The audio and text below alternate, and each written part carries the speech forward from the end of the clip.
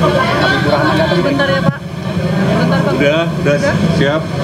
Silakan Bang. Tadi meninjau langsung korban, sempat berdiskusi apa Bang? Ya, yang pertama-tama kami sampaikan keprihatinan yang mendalam atas terjadinya peristiwa yang tidak diinginkan ini. Kami tadi sudah melihat para korban, baik yang ringan maupun yang sedang dioperasi. Berapa Pak yang dioperasi Pak? Yang dioperasi ada 4, yang kemudian masih dalam perawatan sekitar 20, kira-kira 8 yang sebentar lagi boleh pulang. Untuk 5 siswa yang dirawat di klinik SMAN 72 ini sudah mulai dirujuk ke Rumah Sakit Islam Cempaka Putih, dan 5 orang ini sudah termasuk di data yang 30 korban yang telah dirawat di intensif di RSI Cempaka Putih. Dan Diandra dan juga pemirsa dapat Anda lihat di layar televisi Anda, ini adalah keadaan terkini di dalam ruang instalasi gawat darurat yang mana baru saja tiba Sufmi Dasko hadir untuk melihat kondisi dari para korban. Dan ini pun tadi kami coba untuk meminta statement dari Dasko, pun ia langsung masuk ke dalam ruang instalasi gawat darurat. Dan informasi kami sampaikan juga di antara dan juga pemirsa bahwa kondisi terkini di ruang tunggu atau di area luar instalasi gawat darurat ini masih ada 1-2 siswa-siswi yang masih menunggu untuk terkait update keadaan dari para korban atau teman-teman yang terdampak dari ledakan di SMAN 72. Dan ada pun juga beberapa orang tua murid yang kami dapatkan informasi menunggu di luar.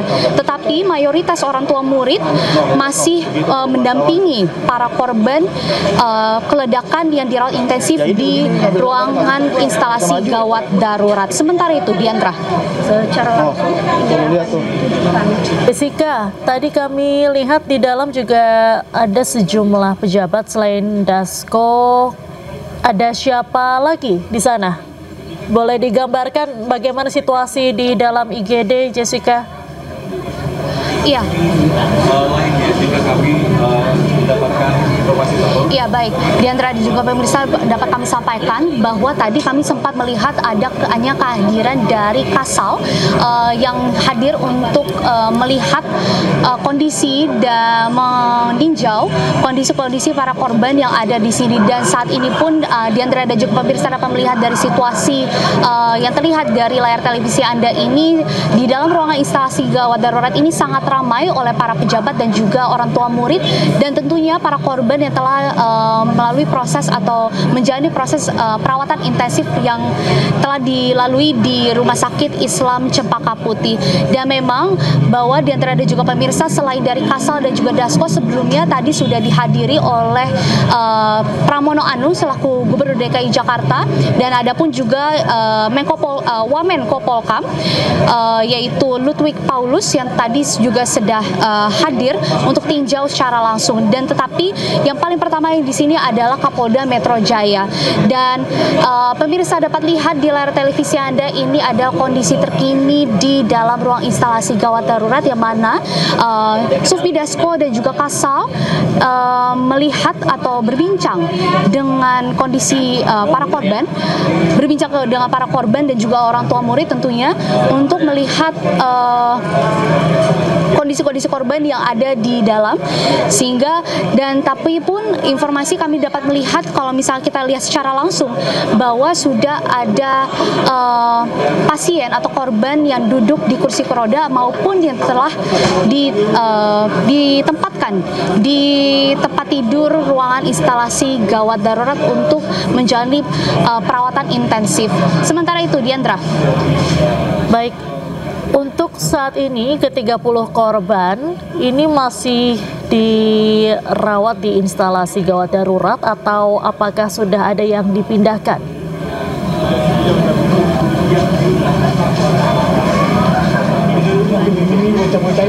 Ya baik, Diantara dan juga pemirsa, untuk terkait dari informasi apakah seluruhnya masih dirawat intensif di Rumah Sakit Islam Cempaka Putih Jakarta Pusat ini, tadi pun kami sempat bertanya dengan petugas yang ada di sini bahwa ia menyampaikan bahwa dari 55 korban ini sudah ada beberapa korban yang telah dipulangkan ke rumah, karena memang informasinya korban-korban ini terdiri dari pasien atau korban yang mengalami luka ringan hingga sedang, dan ada pun juga 2 orang pasien yang mengalami luka parah. Karena memang tadi pun dari Pramono Anung, Gubernur DKI Jakarta, menyampaikan bahwa sudah ada 1 pasien yang akan menjalani proses operasi, sehingga memang kita akan lihat secara langsung perkembangan situasi yang ada di sini.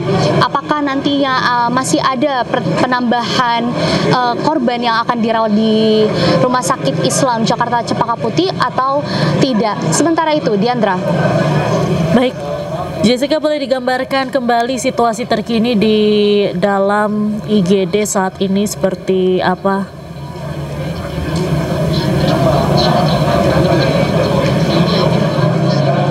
Ya, Diandra, untuk kami gambarkan situasi terkini di dalam ruangan instalasi gawat darurat atau IGD ini memang sangat-sangat ramai, karena memang tadi baru saja Sufidasko hadir untuk meninjau dan menjenguk para korban. Tetapi untuk kami gambarkan sendiri bahwa ini banyak sekali yang kemungkinan besar adalah merupakan staf dari para pejabat yang hadir, dan ada pun juga dipenuhi dengan perawat-perawat tentunya, dan ada pun juga orang tua murid yang mendampingi para korban yang dirawat intensif di dalam ruangan instalasi gawat darurat.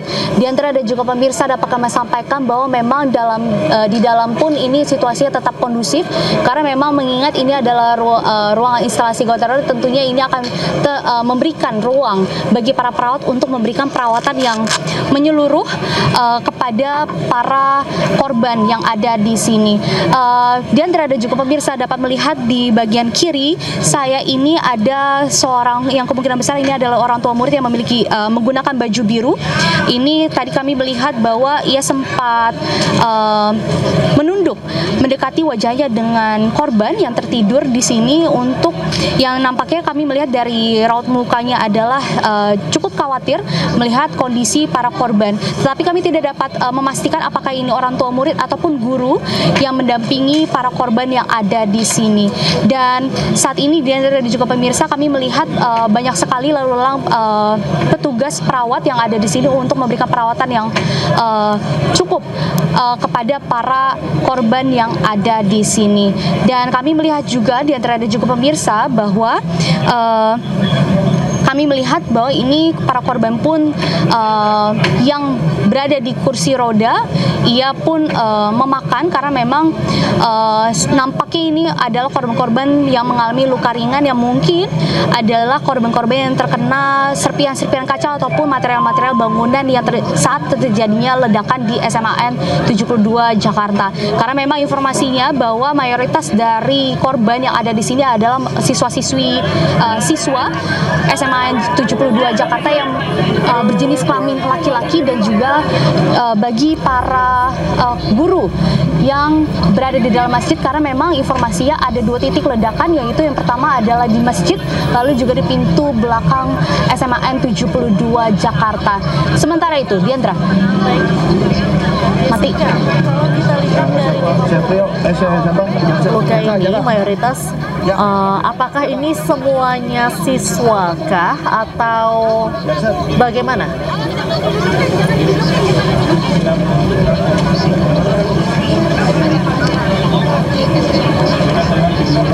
Jaka. Jessica. Dahsyat. Handphone si ini mati, handphone si siapa? Seprio mati. Dia kayak beri handphone si itu ya. Baik, pemirsa, nampaknya komunikasi kami terputus dengan rekan Jessica Winoto. Kita terus memantau bagaimana situasi terkini di Rumah Sakit Islam Cempaka Putih. Sejauh ini pemirsa, sudah ada sejumlah tokoh yang hadir, mulai dari Gubernur Jakarta, kemudian ada Kepala Staf Angkatan Laut, ada Kapolda, Polda Metro Jaya, Irjen Polsek Edi Suheri, kemudian juga baru saja tiba yaitu Wakil Ketua DPR RI Sufmi Dasko Ahmad, lalu juga ada Ketua Komisi 3 DPR RI Habibur Rahman, dan tadi kami memantau juga di dalam ada utusan khusus Presiden bidang pembinaan generasi muda dan pekerja seni Raffi Ahmad yang pada hari ini memantau bagaimana kondisi para korban yang dirawat di Rumah Sakit Islam Cempaka Putih, Jakarta.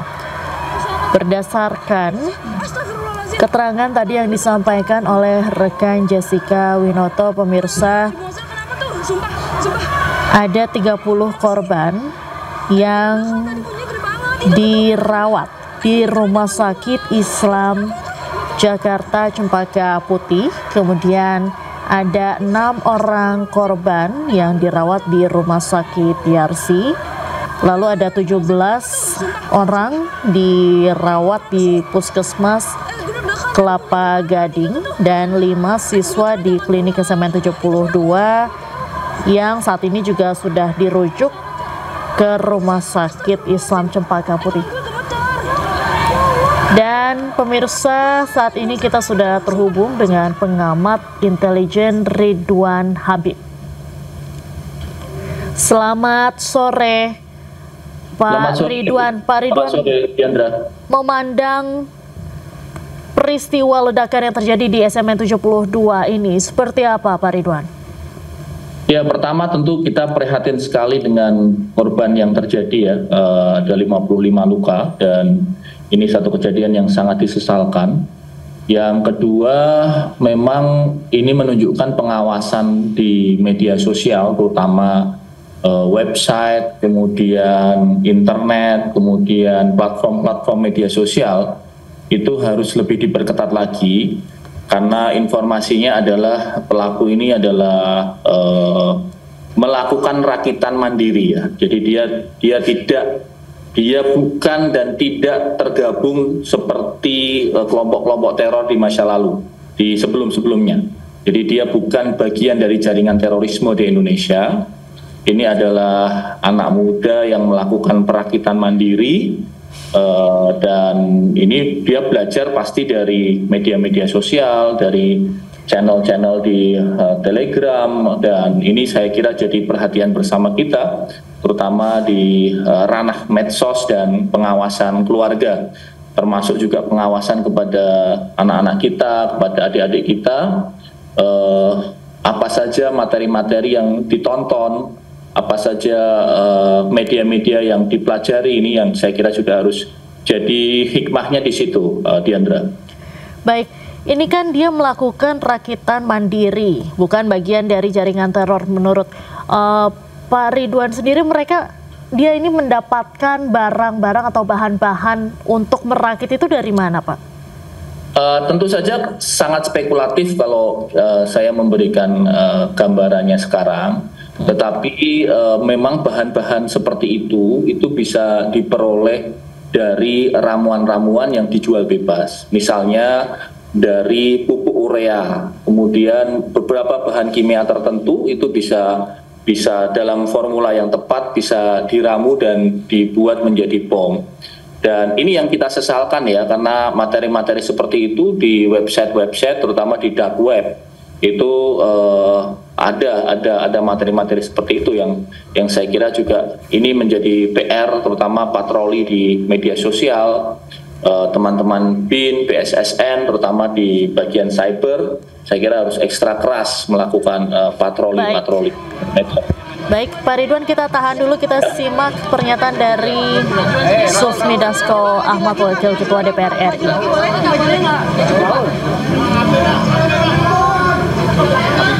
Bentar ya Pak. Bentar Pak. Udah siap. Silakan Bang. Tadi meninjau langsung korban, sempat berdiskusi apa Bang? Ya, yang pertama-tama kami sampaikan keprihatinan yang mendalam atas terjadinya peristiwa yang tidak diinginkan ini.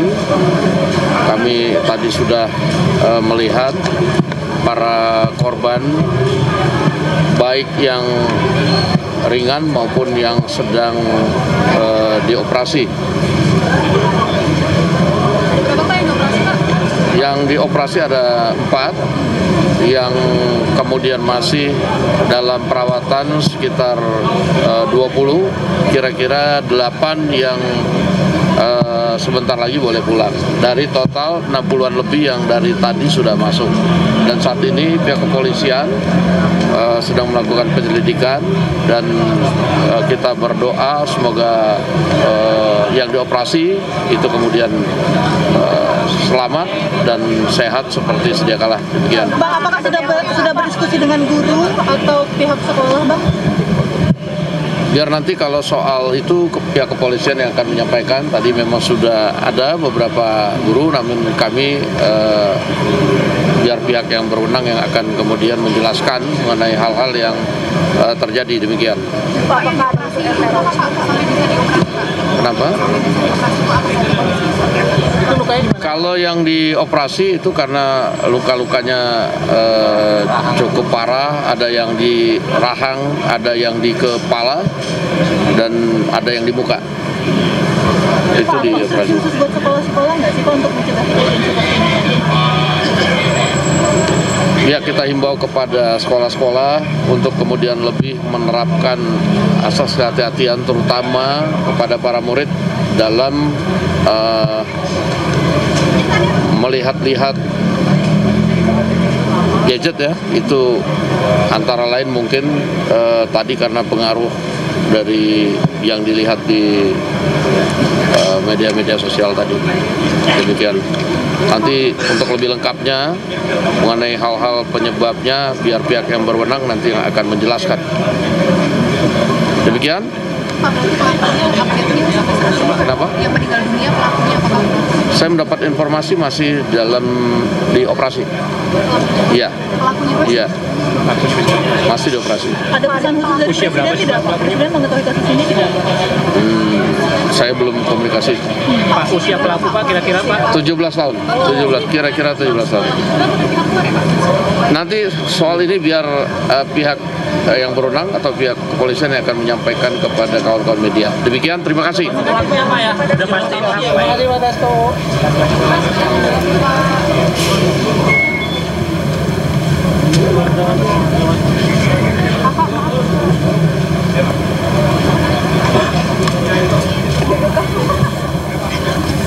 Baik pemirsa, itu tadi merupakan pernyataan dari Wakil Ketua DPR RI Sufmi Dasko Ahmad. Kita akan langsung kembali bergabung dengan pengamat intelijen Bapak Ridwan Habib. Pak Ridwan, tadi yang disampaikan oleh Pak Dasko ini